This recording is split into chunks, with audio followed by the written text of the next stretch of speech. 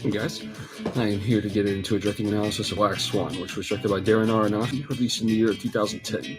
Darren Aronofsky just wonderfully utilizes just all kinds of just psychological techniques to explore just a dark side of perfectionism by way of Natalie Portman's character. And the cinematography just blurs the line between reality and delusional pattern, which just directly perceives Portman's kind of spiral into complete madness as Aronofsky just displays a lot of mirror shots all throughout, which just makes for a really claustrophobic kind of atmosphere. As it's often difficult to distinguish between what's realistic and what's surreal.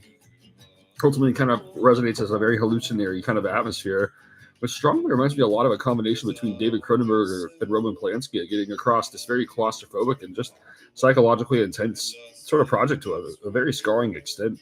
And Mila Kunis has this extent of passion and sensuality that Portman initially lacks, but they kind of end up meeting each other as they kind of end up just being a shade that she needs to embrace more along her journey. And Aronofsky's directing explores perfectionism in its most scarring lens by way of just all kinds of intense close-up shots, a lot of graphic imagery of bruises, scratches, and just like feathers even.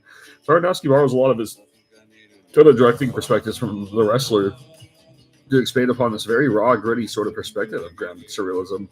The lighting makes for an incredibly intense atmosphere as it contrasts Portman's innocence to this very darkly obsessive kind of transformation.